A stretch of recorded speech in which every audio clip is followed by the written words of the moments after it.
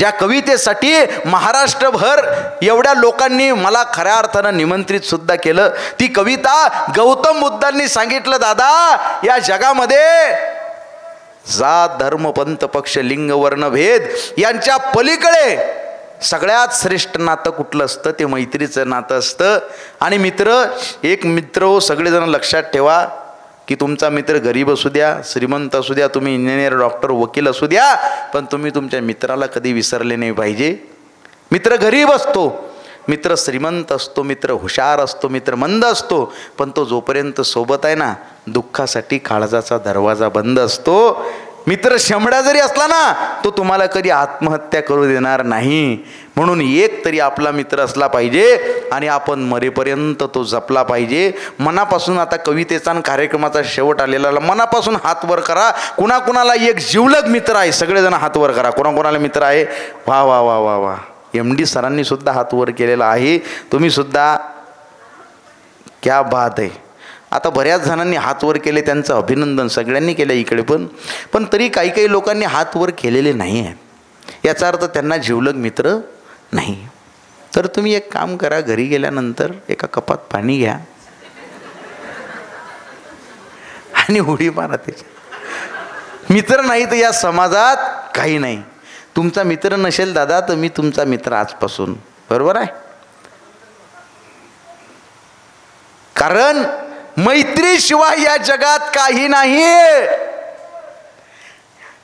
मित्रासाठी मोठमोठ्या पुराणातल्या कथांची गरज नाही, ती उदाहरणं मी देत नाही.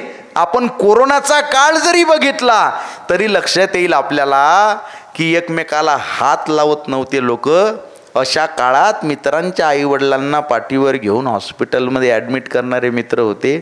म्हणून हा कोरोनाचा काळ आपण यशस्वीरित्या पार करू शकलो.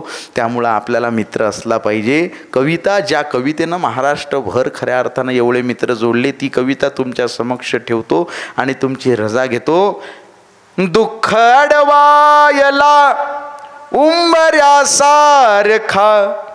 मित्र वणव्यामध्ये गारव्यासारखा, वाट चुकणार नाही जीवनभर तुझी, वाट चुकणार नाही जीवनभर तुझी. एक तू मित्र कर, एक तू मित्र कर, आरशासारखा मित्र वणव्यामध्ये गारव्यासारखा. आत्महत्याच करणार नाही कुणी, आत्महत्याच करणार नाही कुणी, मित्र असला जवळ जर मनासारखा, मित्र वणव्यामध्ये गारव्यासारखा. का उगा हिंडतो. बऱ्याच जणांना वाटत असेल, मला प्रश्नही विचारला त्यांनी, की या कवितेचा जन्म कसा झाला, उगाच कविता सुचली का दादा? माझा एक मित्र आहे जानराव नावाचा, सोलापूर जिल्ह्यामधला. फार जवळचा मित्र नव्हता, पण तरीसुद्धा त्यानं आत्महत्या केली. मी माझ्या दुसऱ्या एका विजय मोकाशी नावाच्या मित्राला विचारलं, म्हटलं का रे जानराव कसा आहे? विजय मला म्हटला, राऊत साहेब जानराव गेला म्हणे. म्हटलं कधी? महिना झाला म्हणे त्याला. मला एक तर वाईट वाटलं की बा आपला मित्र गेला, दुसरं याचं वाईट वाटलं की महिन्याभरानंतर आपल्याला ती माहिती झाली. सगळ्या मित्रांना फोन लावत सुटलो मी तिथून. खूप जणांना त्या काळात मी फोन केला, पण काही त्याचा फायदा झाला नाही. मित्र गेला तो गेला. त्यानंतर 2 ओळी सुचल्या होत्या, आत्महत्याच करणारं नाही कुणी, मित्र असला जवळ जर मनासारखा, मित्र वणव्यामध्ये गारव्यासारखा. आणि या कवितेचा जन्म झाला. जेवढे लोक मला ऐकतायत तेवढे लोक मैत्रीसाठी खऱ्या अर्थानं आपापल्या मित्रांना फोन त्यांनी केला पाहिजे. जगात देव आहे का नाही कोण बघितलेलं नाही. का उगा हिंडतो देव शोधायला, का उगा हिंडतो देव शोधायला, मित्र आहे जवळ, मित्र आहे जवळ मंदिरासारखा, मित्र वणव्यामध्ये गारव्यासारखा, चालताना मध्ये रात आली कधी, चालताना मध्ये रात आली कधी, मित्र येतो पुढे, मित्र येतो पुढे काजव्यासारखा, मित्र वणव्यामध्ये गारव्यासारखा, दृष्ट लागू नये वेदनेची कुणा. दुःख वेदना नष्ट करण्यासाठी मित्र पाहिजे असतो. प्रत्येकाच्या आयुष्यात संकट आहेत, पाठीशी खंबीरपणे उभा राहणारा एखादा मित्र कमवून ठेवा.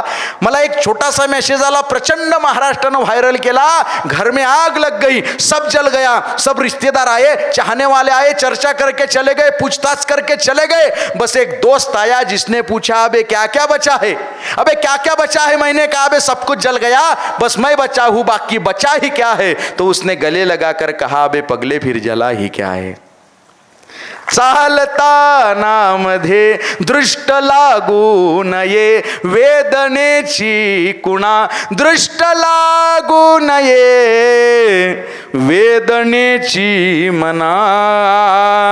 मित्र डोळ्यामध्ये, मित्र डोळ्यामध्ये काजळासारखा, मित्र वणव्यामध्ये गारव्यासारखा.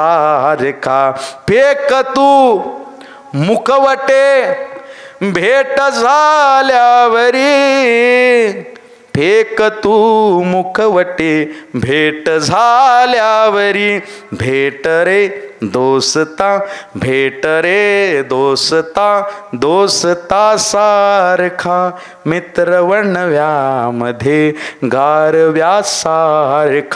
मैत्री चाटते गाय होऊन मना, मैत्री चाटते गाय होऊन मना. जाबिलग तू तिला, जाबिलग तू तिला वासरासारखा, मित्र वणव्यामध्ये गारव्यासारखा. जाळताना मला देह ठेवासा. शेवट आपल्या कवितेचा सुद्धा आणि आपल्या या कार्यक्रमाचा सुद्धा फक्त जाताना एक मुद्दा माझा कायम डोक्यात घ्या. या जगामध्ये मैत्रीच्या मध्ये येणारी, नात्यांच्या मध्ये येणारी सगळ्यात दलिंदर गोष्ट कोणती असेल तर ते म्हणजे मिसअंडरस्टँडिंग, गैरसमज. काही हेवेदावे भांडणं झाले असतील तर माफ करून टाका. काही सोबत येत नाही दादा. आपल्या आधी 100-150 वर्ष आधी जी लोक होती त्यातला एकही माणूस आज जिवंत नाही. आपल्यानंतर 100-150 वर्षानंतर एकही माणूस, आपला एकही चेहरा जिवंत असणार नाही. आपले फोटो झालेले असतील, भिंतीला लावतील, येणारी पिढीचे फोटोही काढून टाकतील, घरात जागा नाही म्हणून. काही सोबत राहत नाही. आणि माफ करा ना, माफ करायला काय लागतं, मोठं पण लागतं. गौतम बुद्ध म्हणतात चुरगाळल्यानंतर फुलांनी दिलेला सुगंध म्हणजे क्षमा, आणि क्षमा ज्ञानी माणसाचं सगळ्यात जवळचं लक्षण आहे. म्हणून माफ करत टाका. मित्र किती वेळा चुकेल, 2 वेळा, 10 वेळा, 1000 वेळा. अरे तुमच्या एका फोननं एखाद्याची मरणाची इच्छा बाजूला जाऊ शकते, मरणाच्या दारातनं तो परत येऊ शकतो. म्हणून फोन करा कार्यक्रम झाल्यानंतर, मित्रांना माफ करून टाका. त्यानं दगा केला असेल तरीसुद्धा तुमची भावना एवढी निर्मळ ठेवा की सोबतीने संपवू अंधार मित्रा, वेदनेचा ही करू शृंगार मित्रा. घर तसे मजबूत असते मैत्रीचे, गैरसमजाचे नको पंधार मित्रा. तू दगा केला आता चल असू दे, मी तरी सोबत तुझ्या असणार मित्रा. अन वेगळे सावज नको लावू गळाला, वेगळे सावज नको लावू गळाला. तोच गळघे, तोच गळघे मी पुन्हा फसणार मित्रा, तोच गळघे मी पुन्हा फसणार मित्रा. मित्र वणव्यामध्ये तरुणांमध्ये, ज्येष्ठांमध्येच व्हायरल झाली असं नाही. ही कविता ज्येष्ठांमध्ये जास्त व्हायरल झाली, म्हाताऱ्यांमध्ये. मला पुण्यातनं एका 84 वर्षाच्या आजोबांचा फोन आला. मला म्हटले आय एम रनिंग 85, मी 85 वर्षाचा हिरवागार तरुण आहे म्हणे. म्हटलं मग काही नाही म्हणे, आम्ही बी मित्र मित्र गेट टुगेदर घेतो म्हणे प्रत्येक महिन्याच्या पहिल्या बुधवारी. म्हटलं मग माझे मित्र आहेत म्हणे 77, 78, 81 असे. अरे म्हटलं मग काय आबा? काही नाही म्हणे बाळा, आमच्यातल्या कोणाची तरी विकेट पडलेली असते, त्याला आम्ही श्रद्धांजली देण्याचा कार्यक्रम घेतो. म्हातारे लोक खतरनाक असतात बरं, साधे असतात काही. उतार वयात जर्जर झालेलं शरीर कमरेतून वाकतं तेव्हा आयुष्य चेहऱ्यावर सुरकुत्यांचं सुंदर नक्षीकाम करतं. डोक्यावर केसांचं पांढरशुभ्र आभाळ निर्माण करतं आणि या बदलणाऱ्या ऋतूंची दृष्ट लागू नये म्हणून काळवंडलेल्या डोळ्यात मोतीबिंदूचा एखादा तीट लावतं. तेव्हा खरं तर अस्पष्ट झालेल्या नजरेला स्पष्ट दिसत असतं सगळं, आणि त्या स्पष्ट नजरेनं ही लोक आपल्याकडे बघत असतात. मला आबा म्हटले कोणाची तरी विकेट पडलेली असते म्हणे, त्याला आम्ही श्रद्धांजली देण्याचा कार्यक्रम घेतो, आणि त्या श्रद्धांजलीला कुठला श्लोक म्हणत नाही म्हणे. गड्या, तुझी ही मैत्रीवरची कविता आम्ही श्रद्धांजली म्हणून वापरतो, यापेक्षा आपल्या कवितेचा मोठा पुरस्कार नाही. मित्र वणव्यामध्ये गारव्यासारखा जाळताणामध्ये, शेवट आहे कवितेचा. जाळताना मला देह ठेवा असा, दक्षिणेकडं पाय करा आणि उत्तरेकडं पाय करा. मला जाळताना कसं ठेवा, माझी शेवटची इच्छा. जाळताना मला देह ठेवासा कसा, हात खांद्यावरी टाकल्यासारखा, मित्र वणव्यामध्ये गारव्यासारखा जाळताना मला. एकदा माझी विनंती म्हणून खांद्यावर हात टाका बरं सगळेजण. एकदा माझी विनंती म्हणून, ज्यांना ज्यांना शक्य आहे, काही टेन्शन घेऊ नका, लहान व्हा. मागची लोक, महिला वर्ग असू द्या, टाका. काही भांडणं झाली असतील तर काय असू द्या, तुमचे घरी घरी बघू आपण भांडणं, पण एकदा टाका. समोर बसलेली मंडळी, MD सरांनी एकदा जर खांद्यावर हात टाकला आमच्या शरद भाऊच्या, तर मला असं वाटेल की बा सगळे बाकीचे टाकतील एकदा. क्या बात आहे. आणि माझ्यासोबत म्हणा, खांद्यात राहू दे ना सर, हात तुमचा खांद्यात राहू द्या. शेवट कवितेचा माझ्या कार्यक्रमाचा, ज्यांना शक्य आहे त्यांनी माझ्यासोबत म्हणा फक्त.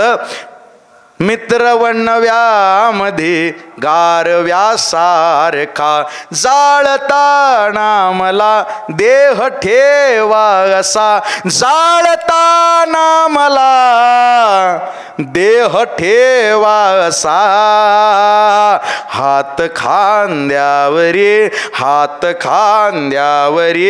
टाकल्यासारखा, मित्र वणव्यामध्ये गारव्यासारखा, दुःख अडवायला उंबऱ्यासारखा, मित्र वणव्यामध्ये गारव्यासारखा, गारव्यासारखा.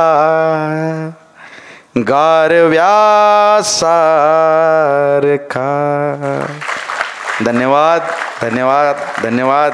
मला एवढ्या शांत चित्तानं ऐकलात. मला इथं संयोजकांनी बोलण्याची संधी दिली. पाऊस येऊन जाऊन सुद्धा तुम्ही सगळे रसिक मायबाप इथं उपस्थित झालात. खरंच सांगतो, मला प्रचंड आनंद झाला.